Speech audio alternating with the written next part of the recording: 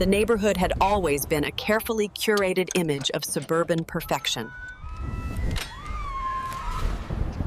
The neighborhood had always been a carefully curated image of suburban perfection.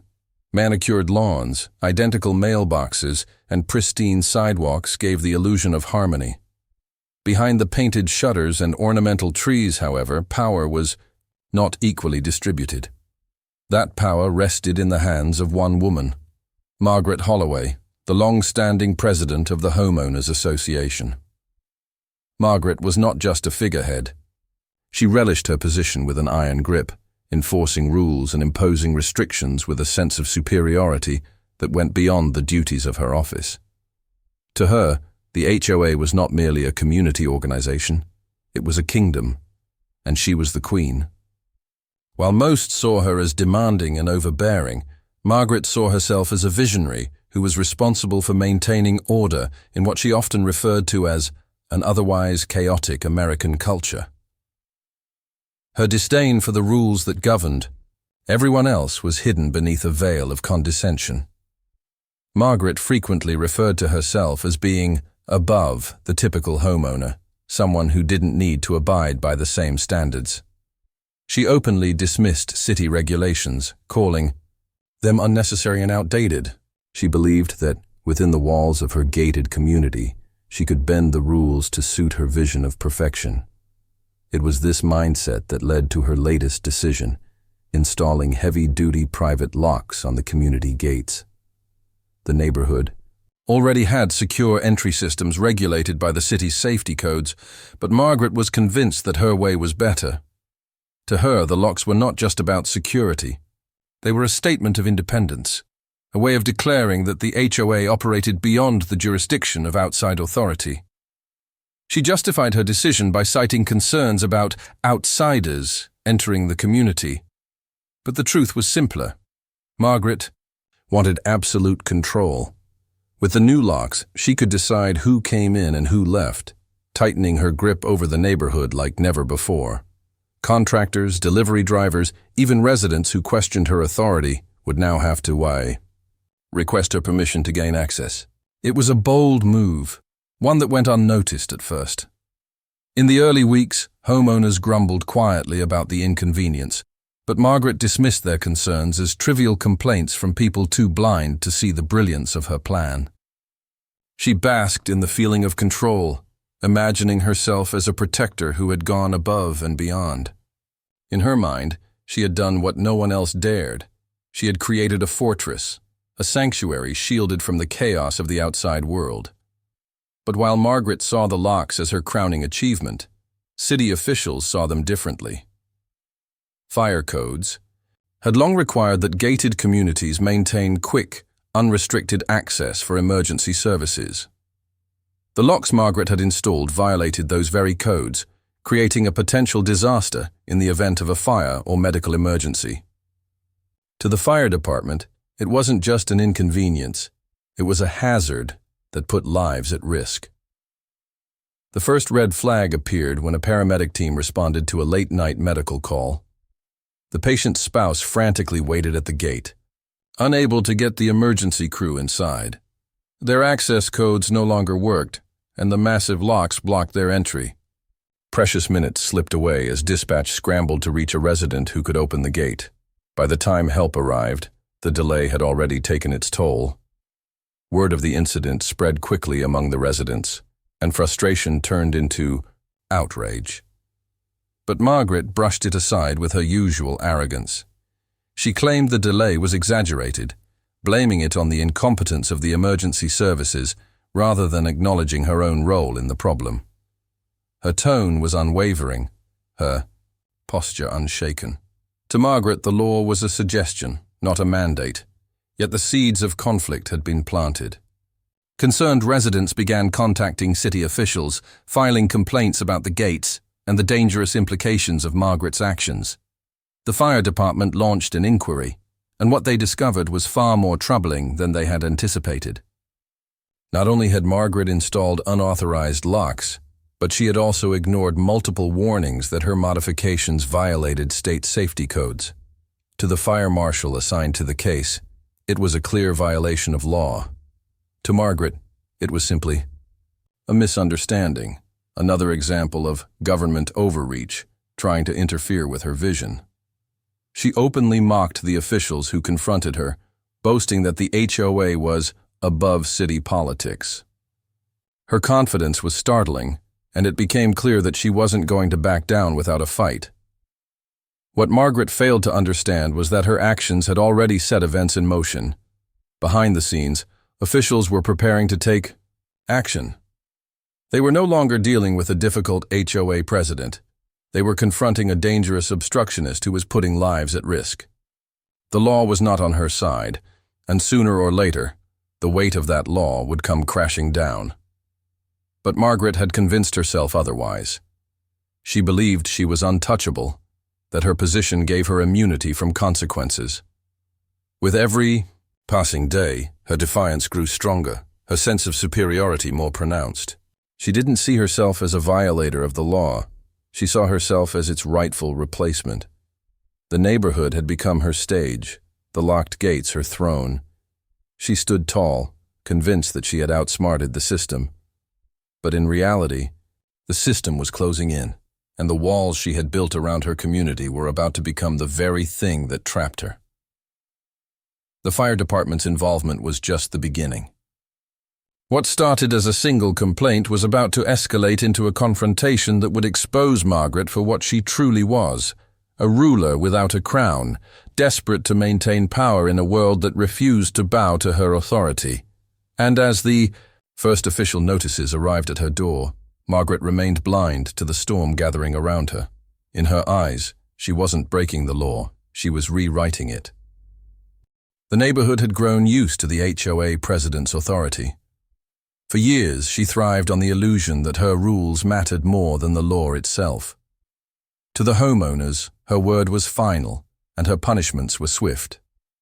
But what no one realized at first was that her confidence wasn't just arrogance, it was a calculated belief that she could outmaneuver anyone who dared to challenge her. The locks she installed on the community gates were the first real sign of trouble. She claimed they were for security, meant to keep outsiders from cutting through the property. To the residents, it seemed harmless enough at first.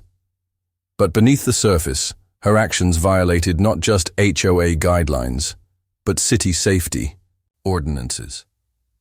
By restricting exit routes, she was creating a fire hazard that no insurance company or safety inspector would tolerate. At community meetings, murmurs began to spread. Families worried quietly about what might happen in an emergency. Some whispered about how difficult it already was for delivery trucks, repairmen, and even visiting relatives to enter. Others reminded each other that the HOA president had connections, friends in local offices, allies on the city council. If anyone could get away with this, it would be her. That belief alone kept most residents silent, but silence has a limit. The first cracks in her facade appeared when an elderly resident nearly missed medical care. A paramedic crew had been delayed by the locked gate, fumbling with codes and keys they were never provided. What should have been a quick response turned into precious minutes wasted. Though the man survived, the incident stirred unease. Word traveled quickly, and the HOA president's decision no longer seemed like a minor inconvenience. It was beginning to look dangerous. The city's fire marshal eventually caught wind of the situation. A simple inspection was enough to reveal the violation. State law required that all community gates remain accessible to emergency services at all times. Locks were forbidden unless approved by city officials, and no such approval had been granted. But the HOA president wasn't worried. When inspectors confronted her, she brushed them off, waving their concerns away as if they were beneath her notice. To her, this was just another example of bureaucrats trying to interfere in matters they didn't understand. Behind closed doors, however, her defiance grew sharper. She instructed board members to stand behind her decision, warning that anyone who opposed her risked losing favor. Residents who spoke out were met with threats of fines, legal letters, and public shaming at HOA meetings. What she failed to realize was that the more she tightened her grip, the more determined her critics became. The turning point came with a small but symbolic incident. One night, a fire broke out in a trash enclosure near the community pool. It was minor, quickly contained before it could spread. But the firefighters who responded encountered the locked gate. Forced to break through, they were furious to discover that their access had been deliberately obstructed. For them, this wasn't just about property, it was about lives. Within days, the fire department filed a formal complaint. The city issued a warning. The locks had to be removed immediately. But instead of complying, the HOA president doubled down.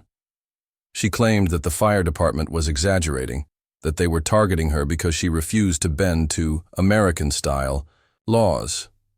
In her mind, her leadership was untouchable. What she didn't see was the growing wave of resistance forming behind her back.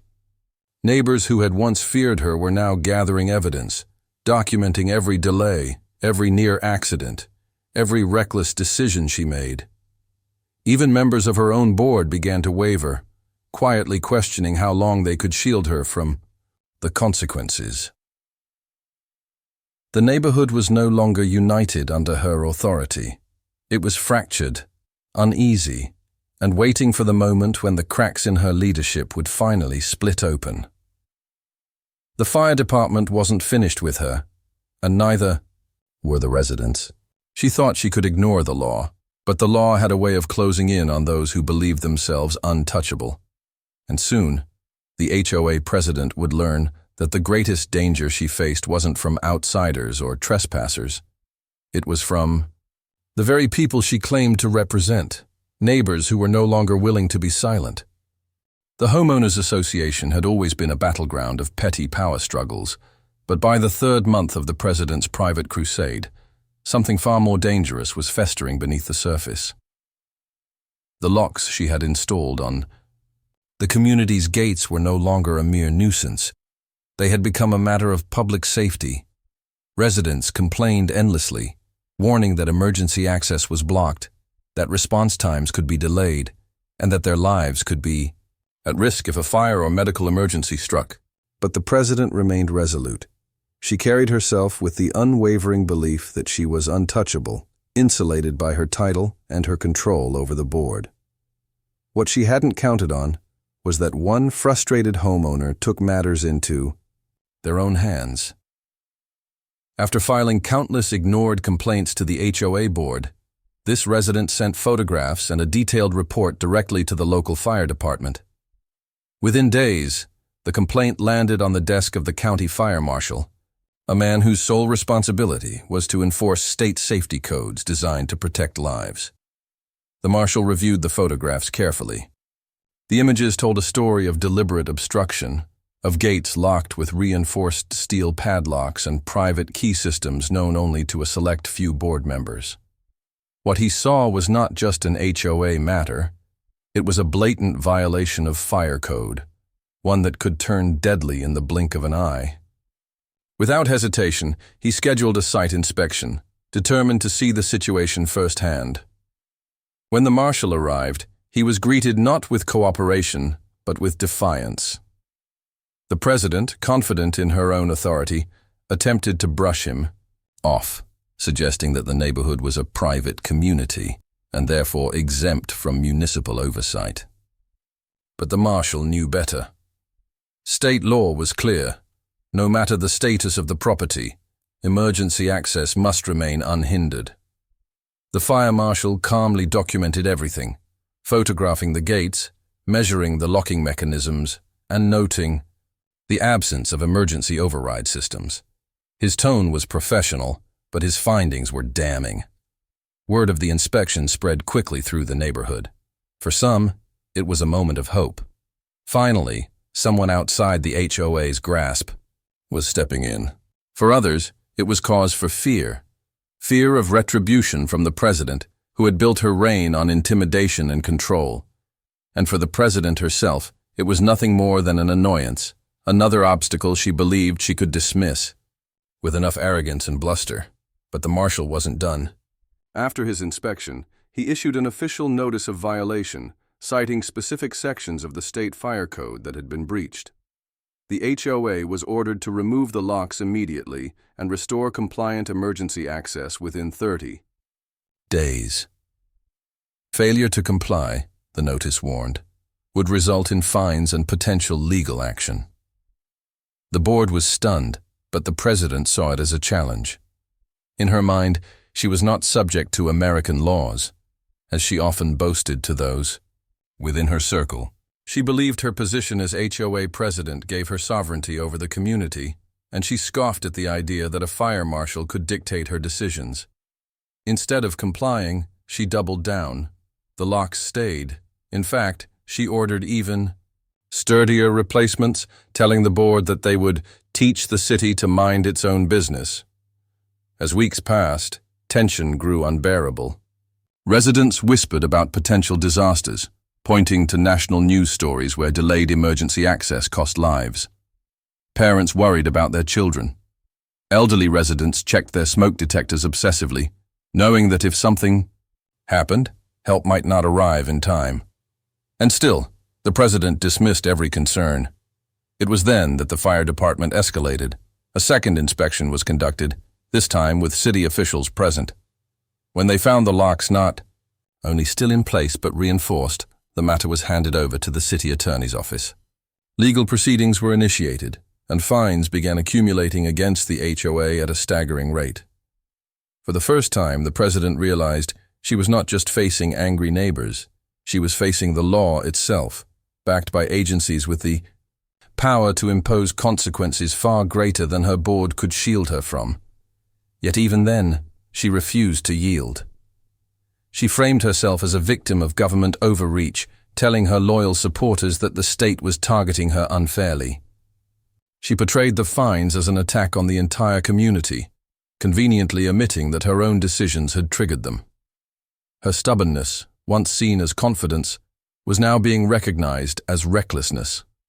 The line between leadership and liability had blurred, and she was walking deeper into dangerous territory with every passing day. The fire marshal, however, was not deterred. He had seen this pattern before. Local leaders convinced of their own immunity, resisting until reality forced them to confront the law. He knew it was only a matter of time before her actions created a situation too urgent, too public to ignore. And when that moment came, the consequences would be devastating, not just for her, but for everyone trapped behind those locked gates. The stage was now set for conflict on a larger scale. What began as a matter of neighborhood governance had escalated into a direct confrontation between local arrogance and state authority. The fire department had made its move, and the legal system was beginning to close in.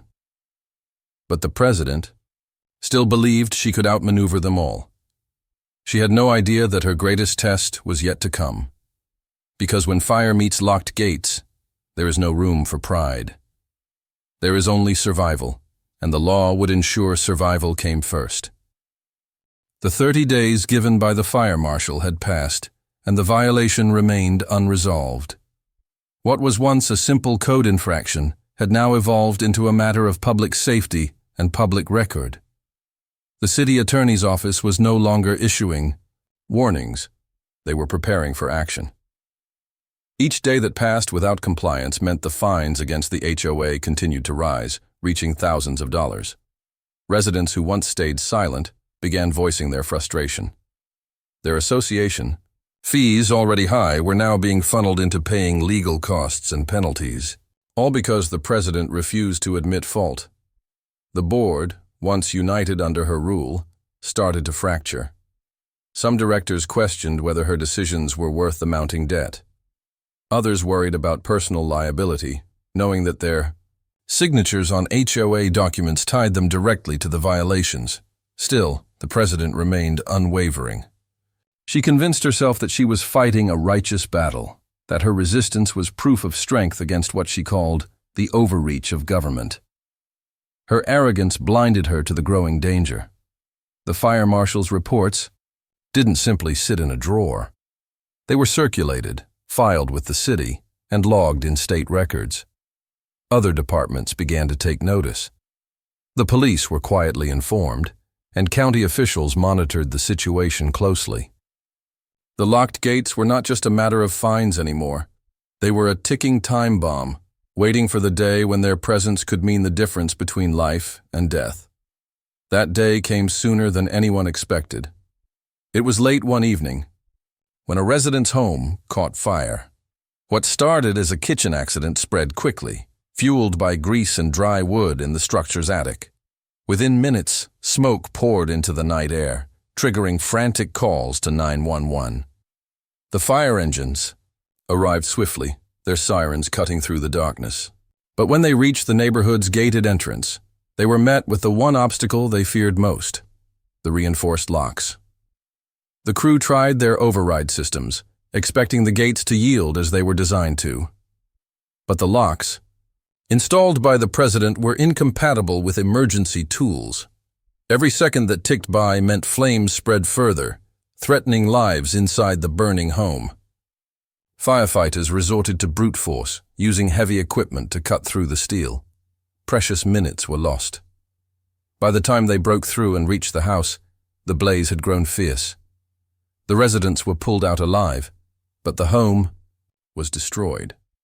The damage was catastrophic, and the delay was undeniable. News of the fire spread quickly, not just through the neighborhood, but across the city. Local media picked up the story, highlighting how the locked gates had delayed emergency responders. The coverage was relentless, and public opinion turned sharply against the HOA president. What had once been dismissed as a dispute between residents and their board was now being seen as negligence on a scale that endangered lives. The fire marshal returned, this time with an air of finality. His investigation into the incident was swift, his findings harsh.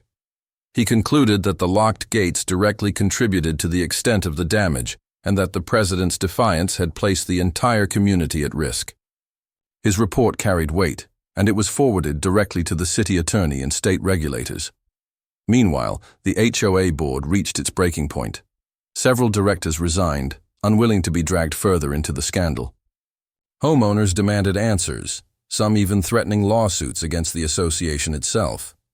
For the first time, the president's control began to slip. Her carefully crafted image of invincibility was cracking under the pressure of public outrage and legal scrutiny. Yet she continued to deny responsibility, claiming that the fire was an unfortunate coincidence and that the gates had nothing to do with the outcome. But the evidence was undeniable. The lock mechanisms, the delay in emergency response, the written warnings, all of it painted a damning picture. The city attorney filed for an injunction, forcing the HOA to remove the locks immediately under threat of steeper penalties and potential criminal charges. For the first time, the president was no longer simply facing fines. She was facing the possibility of being held personally accountable in court. The once proud leader of the HOA now found herself cornered. Her authority had been challenged before, but never like this. The fire had changed everything. It had stripped away her illusion of control and revealed the danger her decisions created. Neighbors who once feared her now spoke openly against her. The media painted her as reckless, arrogant, and dangerous. The law was circling closer, preparing to strike with the full weight of accountability. Still, she clung to her belief that she was above it all. In her mind, this was not the end, but a test. A battle she believed she could still win if she just held her ground long enough. But what she didn't understand was that the law was patient, and the law was relentless. And when pride collides with the safety of the public, the outcome is rarely kind to those who think themselves untouchable. The community was now divided, the HOA fractured, and the legal system mobilized. The fire had been the breaking point, but it was not the end. What came next would determine not just her fate, but the future of the entire neighborhood she once ruled with an iron grip.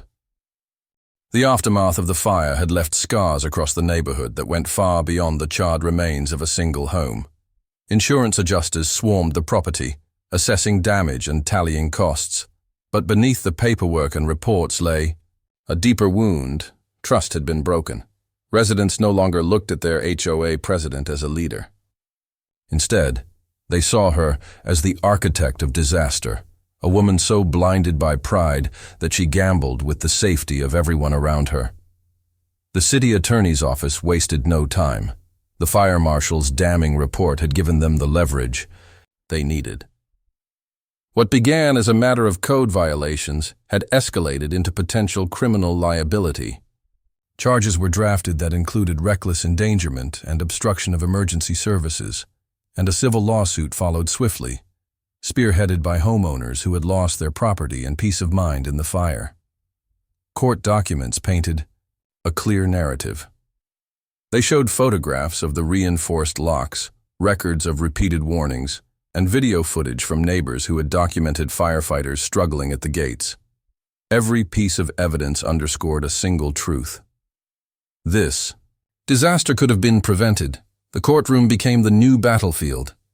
Reporters filled the gallery, cameras waited outside the courthouse, and the community watched closely as the woman who once ruled her neighborhood now stood accused before a judge. Her posture was the same as always, shoulders squared, head high, her expression fixed with the same defiance she had shown to the fire marshal. But no amount of bravado could change the facts. Prosecutors outlined their case meticulously. They spoke of the safety codes that existed not as suggestions, but as laws meant to save lives. They highlighted how she had ignored official warnings, replaced the locks after the first inspection, and dismissed every plea from her own neighbors. They argued that her arrogance had not only endangered property, but could easily have cost human lives. The defense tried to frame her actions differently. They painted her as a community leader, unfairly targeted, a woman simply trying to protect her neighborhood from crime. But the argument fell flat when weighed against the fire marshal's testimony. He explained in detail how every second mattered in an emergency, and how those lost minutes at the gate had allowed flames to consume the home. His words were clinical, precise, and devastating. As the trial continued, the president's support dwindled. The few loyal board members who had once defended her grew silent, unwilling to tie themselves further to her decisions. Neighbors who had feared retaliation came forward, their voices finally free from her shadow. They recounted years of intimidation, arbitrary fines, and the unchecked authority she wielded. The portrait of a domineering leader began to collapse into the image of a reckless tyrant. But even as the walls closed in, she refused to accept responsibility. Her testimony was riddled with defiance, her answers sharp and dismissive. She insisted the fire was an accident, that the gates were irrelevant, and that she was the true victim of government overreach. Her words, meant to inspire sympathy, only served to harden the perception that she was incapable of remorse. The judge listened patiently, but the verdict was inevitable. In the eyes of the law, intent mattered less than consequence. She had been warned. She had been given time to correct her mistakes, and when she refused, lives were endangered. The court ruled against her, ordering the immediate removal of the locks, the payment of substantial fines, and personal liability for a portion of the damages caused by the fire. The criminal charges, though less severe than some had hoped, still marked her record permanently, a reminder that even those who believe themselves untouchable cannot escape accountability forever. The neighborhood exhaled collectively, but their relief was tempered with the reality of what they had endured. Association funds had been drained by legal fees, property values had dipped under the shadow of scandal, and the once cohesive community was fractured by years of conflict. Rebuilding trust would take time, and for many, the scars of the ordeal would never fully fade. For the president, the downfall was swift and public. Her title was stripped, her reputation destroyed, and her once loyal followers scattered. She had fought bitterly to preserve her control, but in the end, it was her refusal to recognize the authority of the law that had undone her. What she had dismissed as American rules had proven stronger than her will, and in that courtroom she learned the harshest lesson of all. The law does not bend to pride, yet even in defeat, she carried herself with an air of denial. To her, this was not the end, but merely another chapter in her fight. She convinced herself that appeals would vindicate her, that someday she would return to power, and that the neighborhood would regret turning against her. What she could not see was that her story had already become a cautionary tale, one whispered in HOA meetings and shared in news reports as an example of how arrogance can bring even the most powerful local figures to ruin. The neighborhood had survived the fire, survived the scandal, and survived her reign. But as the legal dust settled, a lingering question remained. Could the damage she left behind ever truly be undone? The verdict had been delivered, but the consequences of the president's actions were only beginning to unfold. Her reputation, once carefully crafted to project authority and control, now lay in ruins. The neighborhood that she had ruled with, intimidation and iron-fisted leadership no longer feared her. Instead, they pitied her, a woman who had gambled everything on her belief that she was above the law and lost it all in front of the world. Her removal from office was swift. The HOA board, restructured under new leadership, wasted no time in stripping her of all powers and privileges. The locks she had installed with such pride were dismantled within days, tossed aside as relics of arrogance. Emergency access was restored, and for the first time in years, the neighborhood breathed easier. But though the physical barriers were gone, the scars of mistrust remained carved deep into the community. For the homeowners, the fallout was steep. Association funds had been depleted by legal battles and fines, leaving little left for maintenance or improvement projects. Some residents considered moving, weary of the turmoil that had defined their community for too long.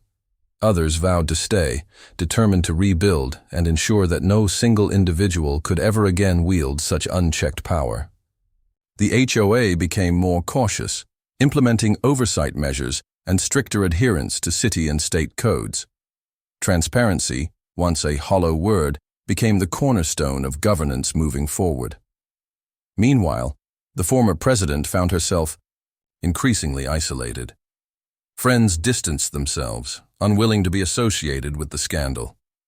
Family members, once proud of her position, grew weary of the constant tension her decisions had brought into their lives.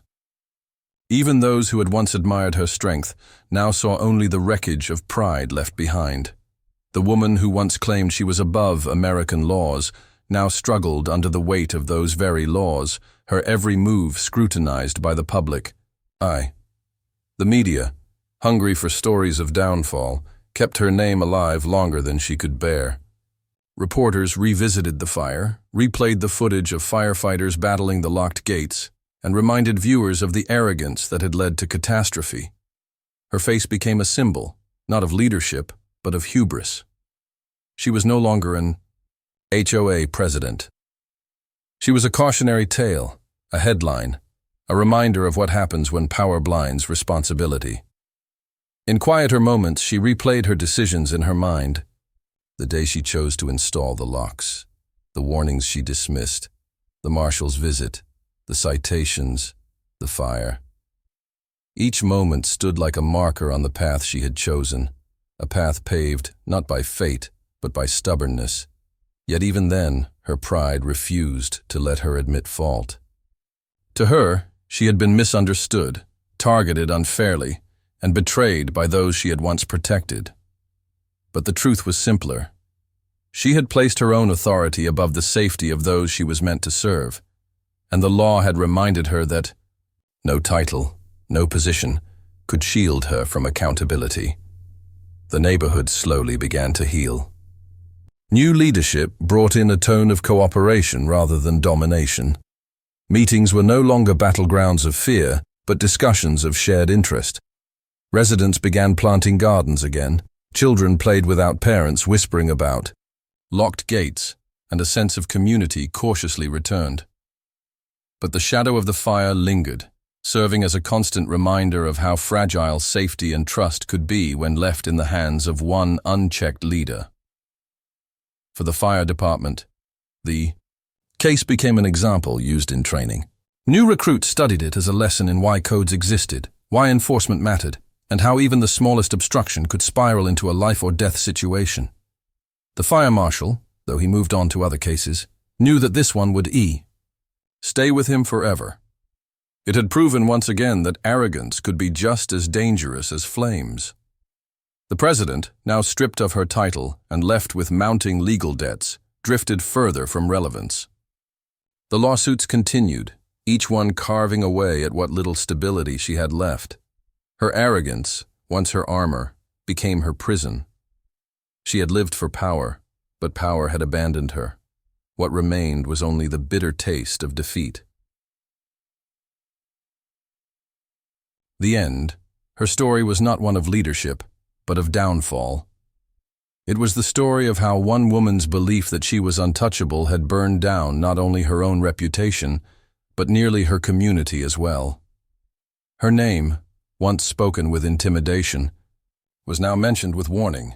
She had wanted to stand above Americans and their laws, but the law had proven immovable, unbending, and stronger than pride. And so the community turned the page.